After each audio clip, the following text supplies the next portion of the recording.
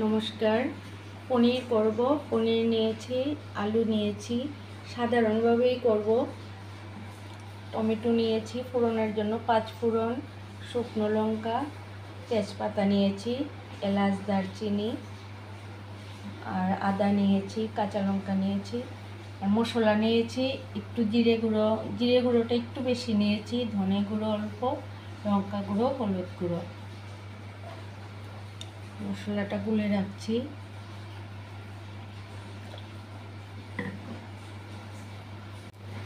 আলুটা ভেজে নিচ্ছি, তেল গরম হয়ে গেছে।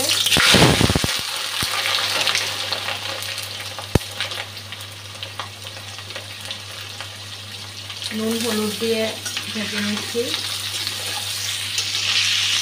আলুটা ভাজা হয়ে গেছে, তুলে নিচ্ছি।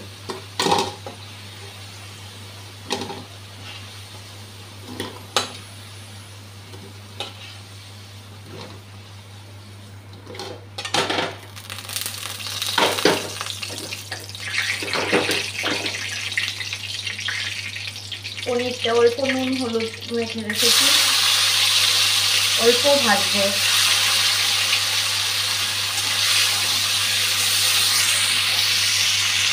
পনিরটাও অল্প ভেজে তুলে রাখছি।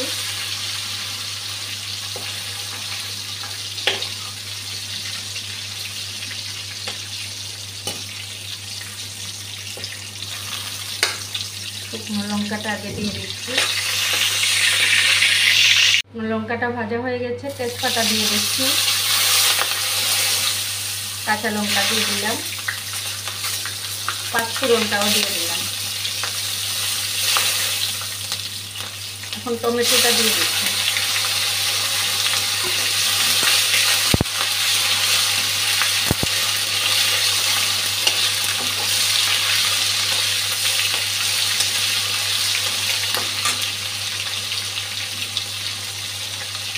গুলে রাখা মশলাটা দিয়ে দিচ্ছি।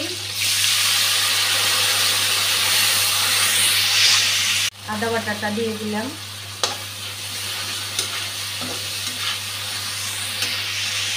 মশলাটা খুব ভালোভাবে কষানো হয়ে গেছে।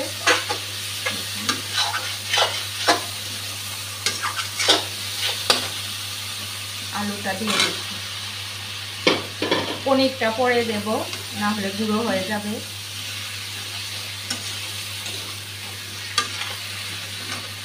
ঝুলটা দিয়ে দিচ্ছি।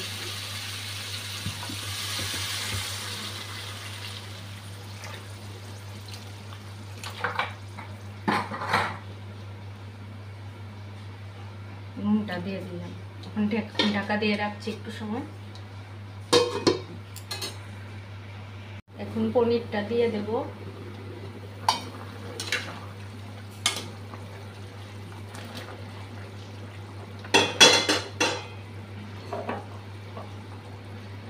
গরম মশলাটাও দিয়ে দিচ্ছি।